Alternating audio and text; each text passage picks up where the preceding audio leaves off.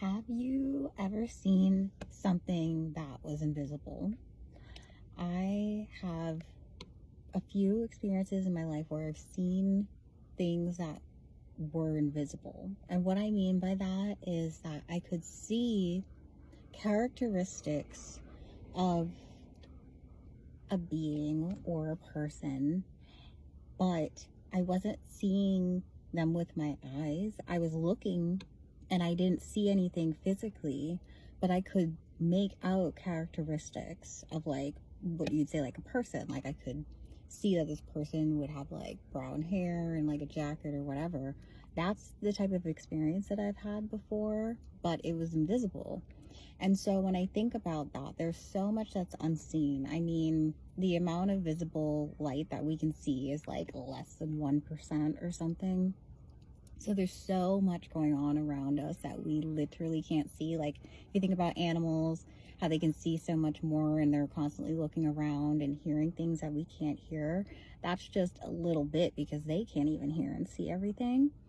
And then I think about human design because as I mainly study astrology, but I study everything because I see myself as more of a cosmic researcher. I just kind of want answers. So, I mean, I go into conspiracies if they have bits of truth in them. I just think that looking everywhere is kind of what I enjoy doing. So I will look into like everything a bit, and like kind of discern through there. But, so looking into human design and the different types that they describe, the four different types: manifestor, projector, generator, reflector.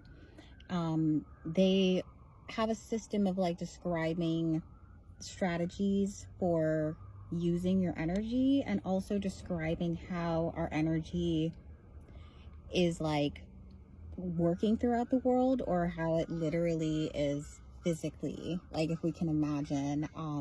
So I found this great like 80s style old video on human design energy types, because I think about this a lot. I'm a manifestor type under human design, and when I look into my astrology chart, I see a lot of correlations with that. And when I look into my palmistry and face reading, I see a lot of correlations. So that's why I look into everything, because they're all connected. Like they kind of confirm each other, which is so crazy. And I love that.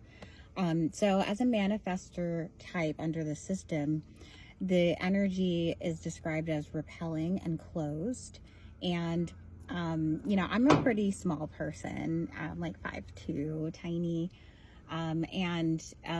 So to have this supposed type of energy that's closed, it's described as being like big and almost like you think of like a round orb, but it's like a ball, like you can't penetrate it. So if you're like, if I'm thinking it's almost like imagining myself walking around like in one of those plastic ball suits where you like bump up to everyone, like in those reality challenge shows, you're like in those giant bubbles. That's kind of manifestor energy, and that's what kind of describes what makes it kind of hard to maneuver. But also there's a reason for that, and there's a reason for all of the energy types, and a way to balance and maneuver. But like supposedly, like let's say the system is like there's really something to it, which I think there is. Then there's a strategy for maneuvering your energy throughout the world. And if we have no clue about what these strategies are, it's like you can kind of think of it as like being like chaotic energy, kind of being all over the place because we don't exactly know how to maneuver with it. Once I learned that I was a manifestor type and thought of my energy that way, it actually did help me a lot in thinking that my energy is a lot bigger than I physically am, is how I see that. And I've noticed it a lot since then, and that helps me understand my experiences. So I just wanted to share this idea of like the unseen and energy, because it really is like there's so much going on that we don't physically see, and our energy precedes us. So yeah.